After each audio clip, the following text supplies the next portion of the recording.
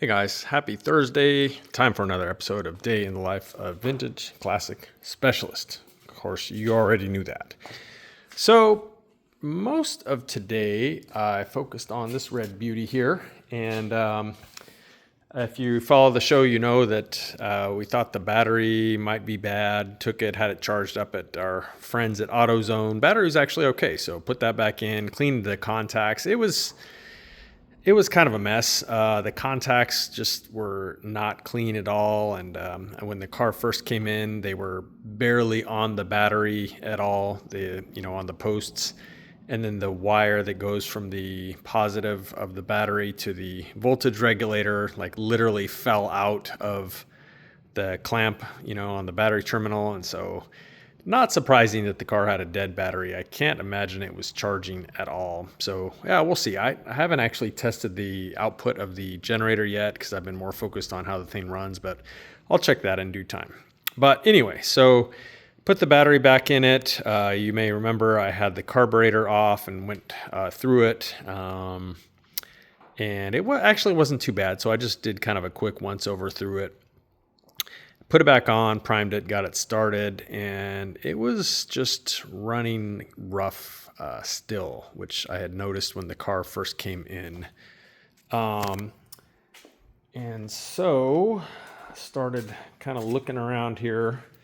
There were, just for review purposes, some of the things that I had found, which I thought could have been contributing to how rough it was running, was the spark plug wires, which had areas where the outer silicone or whatever that is, insulation, was just gone or severely cracked. So I think it was probably leaking ignition spark, probably all over the place.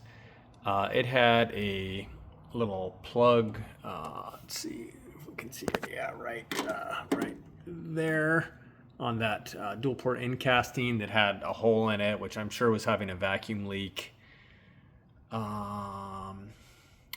I think those were some of the main things. And again, I did go through the carburetor. I got rid of the dreaded fuel filter, which was like right there, right next to the coil and the leaky ignition wire. So took care of some stuff like that. Anyway, got it back together, fired it up, and it was still just rough. I started adjusting the carburetor and just not really a smooth idle. So I started spraying carb cleaner around, and I sprayed it first on these boots that connect the end castings to the center section here of the dual port manifold, and on both sides, but mainly on this side. When I would spray carburetor cleaner on there, the idle would like instantly smooth out, and same thing on that side, but much worse on this side. So that told me immediately that there was a vacuum leak. And when you spray some kind of liquid on there, it essentially, what it does is it temporarily blocks the vacuum leak, and so the idle will kind of smooth out. The other thing you can do is you can actually spray something flammable there, and when you do that, you'll actually get a bump in the idle speed, like starter fluid or whatever. But you can also just spray something that's not necessarily flammable, and it can again sort of temporarily block the vacuum leak, and you'll hear the idle smooth out if that's going on. Anyway, so yeah, looked like it needed those replaced, and it's a bigger job than you'd think if you've never done it. So you have to remove both end castings, so there and there, and you've got to remove the carburetor, or at least in this case I did. I tried without removing the carburetor, but it was in the way. And then pretty much the boots slide off the ends of the end casting there, and you put the new ones on, et cetera, et cetera. So kind of a big-ish job, not something you can knock out in like half an hour or something. At least I wasn't able to on this car. And then, of course, I don't know who worked on this engine. Some weird stuff on here. So the end castings were on the heads. The intake manifold end castings were on the heads with two gaskets, and they had some sealant on them. And then also the gaskets were actually on the inboard side, were under the cylinder tin. It's kind of hard to explain, but it's almost like somebody put the gaskets on and then put on the cylinder tins when they put the motor together. So it was really hard to get those gaskets out because they were basically like pinched between the cylinder tin and the head in there. So I had to kind of get in there and like break them apart and dig them out and stuff like that. Stuff paper towels down in the intake ports to keep any gasket chunks from getting down in there. Just a real pain in the ass. And it was like that on both sides too. So got all that cleared out. Put in new gaskets, which I trimmed a little bit so that they would come in and out without, having to go under the cylinder tins. There would actually be no way to put them in if I hadn't done that. But anyway, yeah, I got those in, got it all back together, and instantly the idle very smooth now. So definitely cured all the vacuum leaks. Adjusted the carburetor some, once I got the car warmed up, and not surprisingly, I was hoping it wouldn't be the case, but not surprisingly, with a 009 distributor, which I also set the timing on it earlier. It only had like maybe 26 degrees total advance. I bumped it up to like 31 or 32. Anyway, so 009 distributor and Bocar, actually, not Solex, 34-3 carburetor. This is kind of like a known combination that has a severe flat spot in it, or stumble, whatever you want to call it, off idle.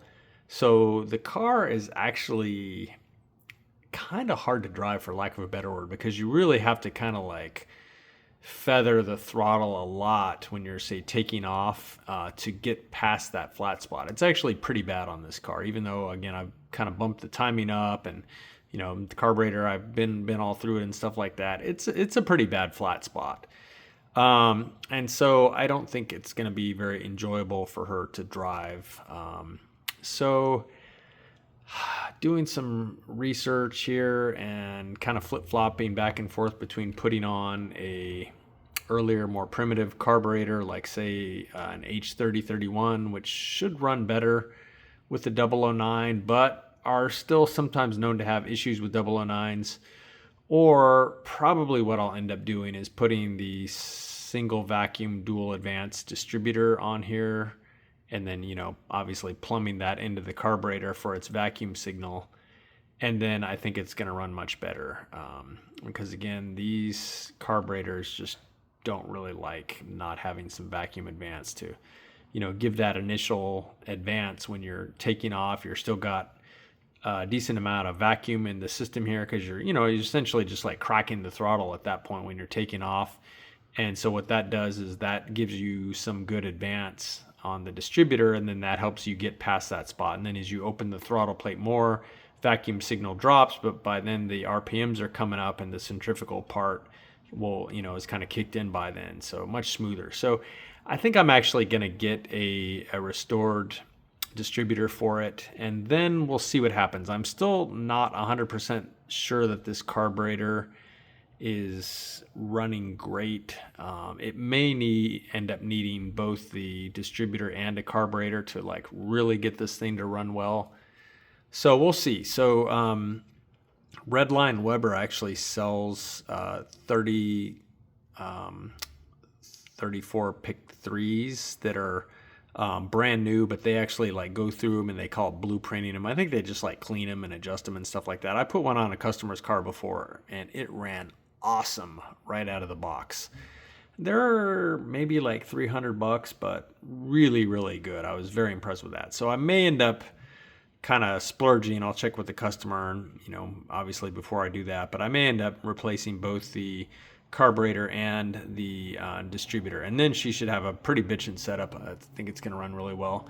The other thing that's a little troubling about this carburetor is I had the choke adjusted earlier, and somehow now it's not adjusted anymore. So I had it adjusted so that when the motor was cold like it is now, and obviously you push on the throttle, oops, if I can find my finger here, that this thing would, the choke would close, and you'd see this thing kind of swing around like that. Well, it's not really doing that right now. I don't know what's going on with this thing. It was working earlier, I swear. But now, again, it's cold. When you pull the throttle back, this thing should pretty much the choke should close pretty much all the way is how I had it adjusted, to the point where you get the fast idle here from the ramp, and then also the throttle plate is closed, so you get a good vacuum signal and pull some gas through there.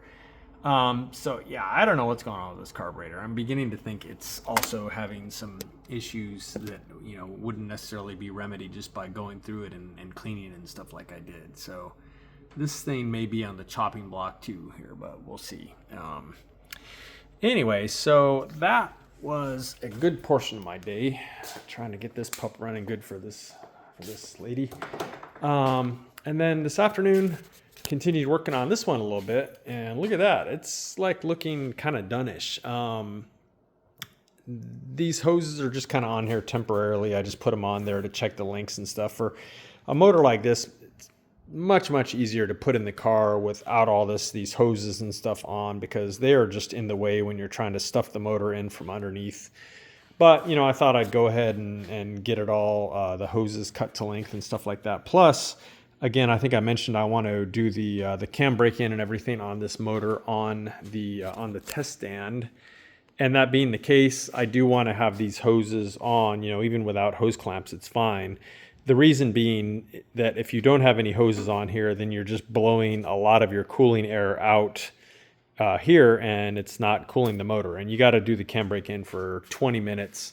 And so, yeah, I don't want to do that to the motor. We'll have these on there so that, because basically when the heater boxes are closed, this air isn't really going anywhere. You're not really having any significant airflow through here, which means that the cooling air is pretty much cooling the motor, which is, of course, primarily what it's supposed to do.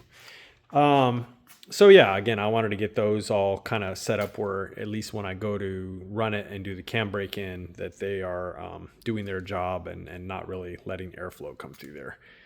And yeah, I went ahead and cut the preheat tubes to length. Wolfsburg was out of these grommets, but they got these. I just haven't put them on yet. This breastplate's not even really on here, just kind of sitting here. But yeah, this puppy is getting super close. Probably not going to fire it up tomorrow, but probably, hopefully, or like early next week, go ahead and fire it up and cam break in and stuff like that, and then it can go in the car. So that's very exciting for the 67. On this guy, we had, it was like Christmas for this car today, because some very cool parts came in from all the way from Finland. So Vertanen over there offers a jacketed K manifold. So this is the right intake manifold for a late split window, 25 horse. And you can kind of see it's shaped like a K. And it's called jacketed because it does have this portion here, I guess, which helps the heat go from the heat risers into the manifold here. The earlier ones were not jacketed, and this was just basically like a bare tube all the way across here that was like welded in spots. So jacketed and then unjacketed. This is just a tube, and this cast part's not on here. Anyway, so yeah, super nice. I don't know if he is replacing all the tubes or if he's just replacing these. These look like these are actually original in castings. So I don't know if he's getting donor manifolds maybe and like chopping these off and reusing them, or if the whole intake part is also new. I don't really know the process. This is new. The jacket is new. That I know. These are new. These I'm sure he's just cutting ones. That's, you know, easy to have those laser water jetted. But yeah, it's basically brand new. Whether it's 100% new or not, don't know. But yeah, so that is for the correct manifold for this car. And then a couple other goodies. We got the little oil filler hold down clip. You'll see how this thing goes on once I put it on. It's kind of a cool little 25 horse thing that later motors, including 36s, didn't have. And then another little detail. This one just supports actually supports the carburetor. Like that, approximately. Yep. So yeah, he got these three things came from Vertanen. So I can now pretty much put his motor back together. I got to figure out what I'm going to do. If anything, Vertanen on their description says this is coated gray. I don't know what that means though, coated. I don't know if this thing is just going to rust if we leave it like this. I actually like the way it looks, but I don't know if whatever he's got on here is a protectant or not. So I need to follow up with him or have the owner of the car do it to see if I need to like powder coat or ceramic coat this thing, or it's like good to go, good to install like this. So, and then these will just get painted or powder coated black, one or the other. So yeah, at least kind of like some birthday presents or whatever for this one today. So I believe that would be it for today. So thank you everyone for watching, and we'll see you guys again tomorrow. Oh, actually, sorry, real quick, a couple shout outs from the merchandise store. So I wanted to thank real quick Michael B and John B, no relationship. So thank you guys for your orders. And I should have some new merch, a couple new shirt designs that hopefully I can show off to you guys tomorrow. So thanks for watching, and we'll see you again soon. Bye.